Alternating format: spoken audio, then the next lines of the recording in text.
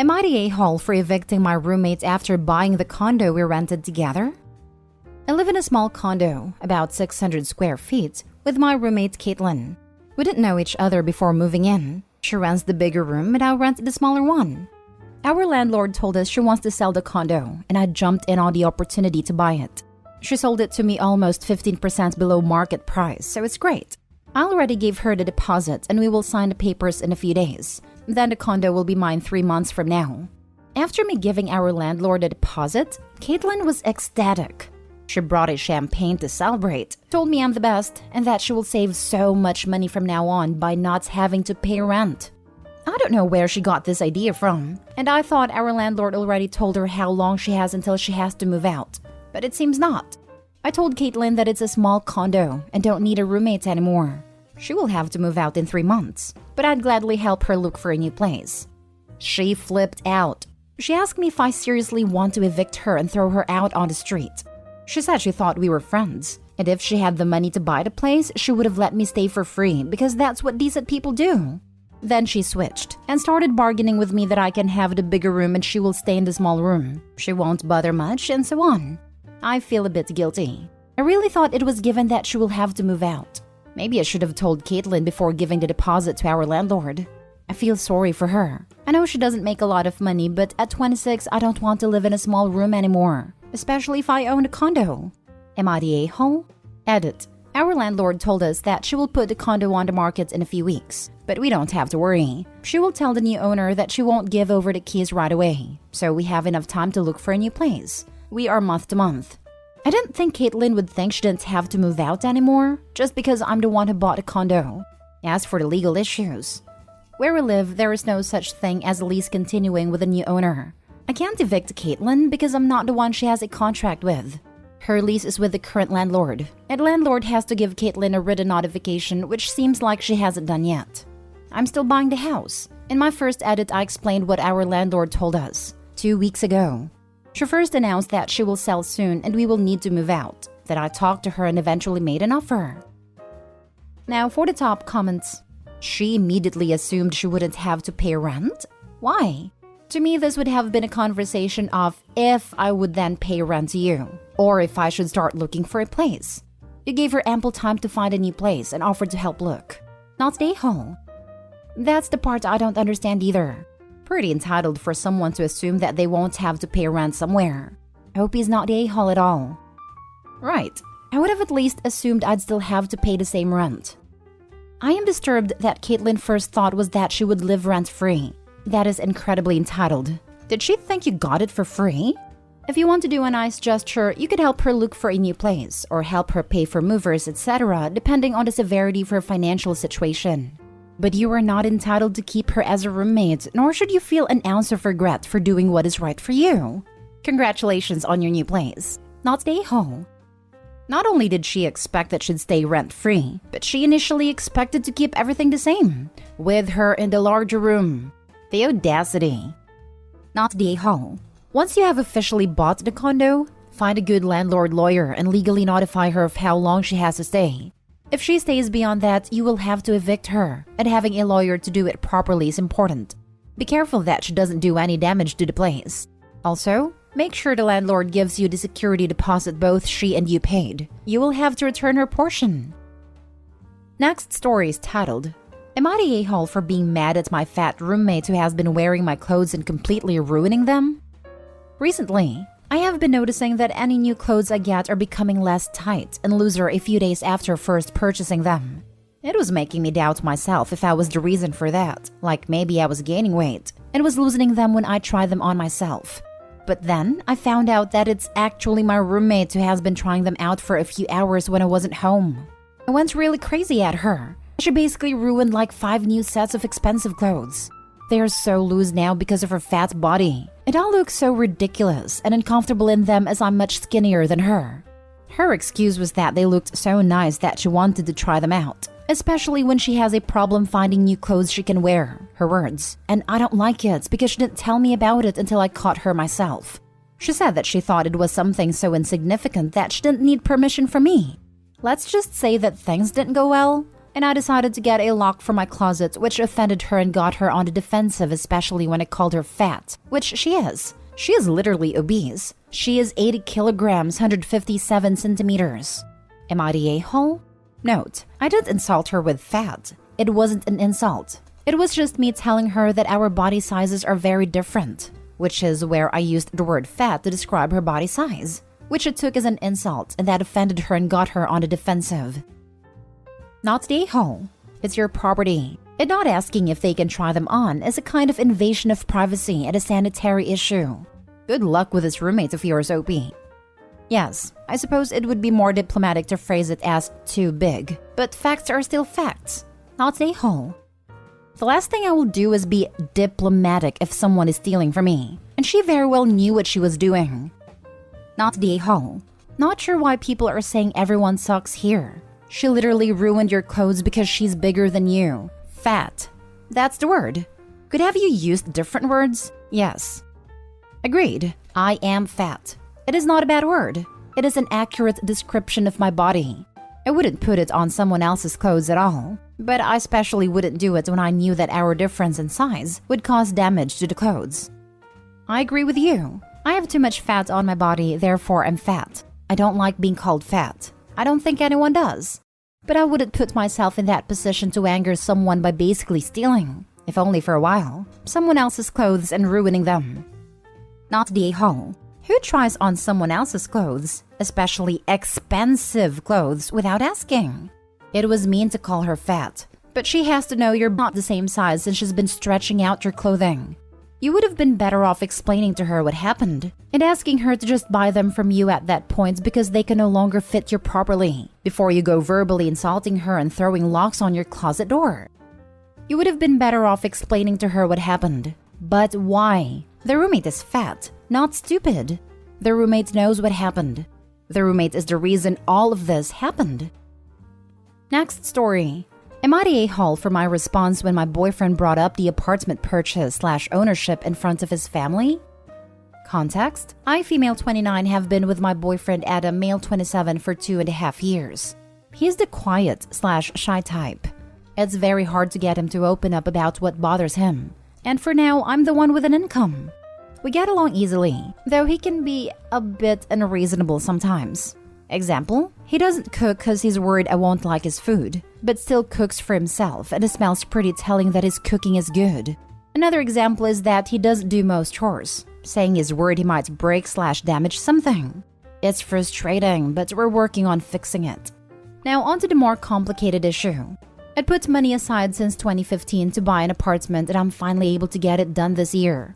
When I told him this, he got agitated and said I should wait a little longer till we're married. But I said no.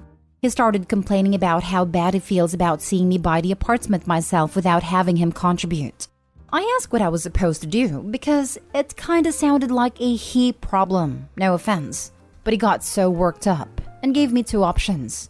1 is I put his name on the title, and 2 is not buy the apartment till marriage so it'll become a shared marital asset. I said no and that was final and he should drop it. He did eventually. Then at his family's house, I was taken aback when he started complaining about the apartment, and again told me to either put his name on the title or wait till marriage to buy it, cause he feels like there's a huge power imbalance here, and that he can't bring himself to accept it. He also said that it makes him feel like he contributes nothing. I snapped and said, the reason you feel like you contribute nothing is because you literally contribute nothing, and I suggest you fix that by actually finding a job and having a decent income. His family looked shocked. He glanced at me, then got up and walked away. I waited for him to come back, but had to go home because his mom said he felt too overwhelmed and wanted some space. She then basically started shaming me for my statement and hinted about financial mistreatment and control over her son. He's not home yet, demanding another tell about the apartment, probably expecting me to agree to one option. Added in case it matters, he has a disability that limits his job opportunities. Now for the comments. Not the a-hole. 1. Second paragraph sounds a lot like weaponized incompetence. 2. He brought it up in front of family to get mama to back him. 3. He sounds like a bit of a leech, to be honest. And 4. For what reason does he want his name on the title if he hasn't put money into it? The answer to 4 is so that he can break up with her, force the sale and get money out of it. He doesn't have a job, so that would be the only way he's getting any money. This, take the apartment and lose the boyfriend. It will not get better. I won't clean as this is not my apartment. Why would I help move in your apartment? And for the next boyfriend, if he goes to the husband stage, keep your apartment on a prenup. In summation, my unemployed boyfriend, who does no housework, refuses to cook, only for me as he will happily cook for himself, and contributes nothing financially, expects me to give him half of my apartment. He wants this to be a marital asset because he wants to be able to take half of it freely when he walks away. Girl, you are not the a-hole. But why are you even in this relationship? I will seriously never understand these women who describe their men and there's not a single positive attribute to him. Like, girl, you clearly have cognition enough to realize your boyfriend does sweet nothing for you, so why are you with him? It comes down to the person thinking that having someone, anyone, is better than being alone. We've all been there at some point. I honestly do not know why Opie is with this guy though. He sounds like an absolute loser. Opie has her bar set on the floor. Not the a-hole. He's playing a con and he literally told you. He wants his name on the home or he wants you to marry him so he still legally gets the home as your husband. I suggest leaving before you purchase the home, so he has no legal claim at all. This guy's doing a marinara flag dance with his weaponized incompetence. Put my name on a property I gave zero money towards? Absolutely not. Opie, you nailed it when you told him he contributes all of nothing to your relationship. Why on earth are you dragging this relationship out? That's not a relationship. He's basically demanding you adopt him. Not the a-hole. Being single with your own apartment is better than carrying the dead weight around for life. Now for the last story. Am I the a-hole for asking my wife to help pay for private school despite separate finances? I have been married to Stella for 7 years now. Together, we have 5 children. Daughters from my previous relationship, Kira 11 and May 7. A son and daughter from Stella, Brianna 13 and Jaden 8. And a son together, Lucas 2. My 2 are 50-50 custody while my stepchildren only see their bio father every second weekend. My wife and I agreed to split finances and have mostly kept separate, aside from a joint account for essentials, bills, groceries, house, etc. We both used to be high earners, though had terrible hours. When our parental leave for Lucas was finishing, our children begged us not to go back to work, that they hated the before/after school care and wanted us. In the end, my wife went back but I quit and got a new job. It was much lower pay but essentially school hours, so I was able to be there for our kids. Stella has been paying more of our joint expenses, but otherwise has been fine. I wouldn't say the split has been firm though. I do buy stuff for my stepchildren or pay when I take them all out. It's more the big payments that are separate. Brianna goes to a private high school. I was talking about high schools to my sister since Kira is year 6 and realized that on my current pay, I won't be able to afford to send her with her sister. My ex is barely willing to pay the costs related to public school, let alone a private one. The school is so much better than the nearby public school, and I know Kira wants to go to her sister's school, so I try to talk to Stella and ask if she would be willing to help. It's education, and she's close with my daughters, so it's not like I'm asking her to pay for something crazy. Stella refused, and I would have accepted it even though I was annoyed.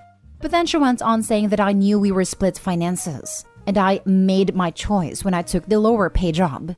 That I got more time for less money, so I can't complain that I'm paid less. I got pretty upset about that. I didn't stay home for fun. It was for our family, our children. I loved my job, but I had to sacrifice it for them. It was worth it, of course, but still. Stella basically said that it was my decision, so tough luck that she's not going to finance me. I got angry with that and told her that she knew the consequences of her job, so she can deal with her children then. Her money won't be used on mine, so I won't use my extra time on hers. They can stay in care until our old hours. Stella got angry back, accusing me of using her for money and calling me a complete a-hole for suggesting what I did for my stepchildren. We argued pretty bad. She thinks I'm being greedy, selfish, and petty. But it's not like I'm asking to mooch. I would still foot 50% and get my ex to contribute as much as I can get her to. Yes, it was my choice. But it was for all the children, for our family. Besides, I literally take care of my stepchildren more than my own, 85% versus 50%. I'm not just being lazy or focusing on my own children. I've been there for them all. So I think it's frankly unfair for her to refuse to help even a little. But obviously she thinks I'm being an a-hole. Everyone sucks here, but you more. Like heavily leaning you're the a-hole. You needed to discuss this when you decided to cut your hours. It doesn't sound like the decision was in any way a mutual one made between you and your wife, but all you. Despite that, your wife has been willing to pay more for your shared expenses, which at least somewhat compensates for the extra childcare you were doing. For some reason, you waited until your kid was about to start high school to even think about where she'd go and how you'd afford it.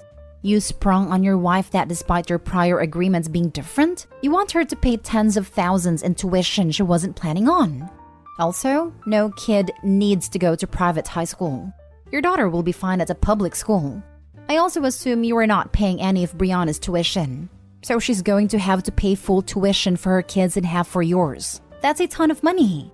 I don't know exactly what she makes, but she'd have to be incredibly wealthy for that to be chump change. Your wife also should have been more proactive about thinking through how all this would play out. You should have made a thorough and explicit agreement when you quit your job. This marriage sounds doomed, honestly. Never change jobs for less pay without considering all of the financial implications. Don't change jobs that will have lifestyle implications. Yep, money is way more important than your kids. This subs sometimes, I swear. Changing the lifestyle of a partnership that you wish to continue should be discussed as much as possible and agreed upon. Unilateral decisions make for short partnerships.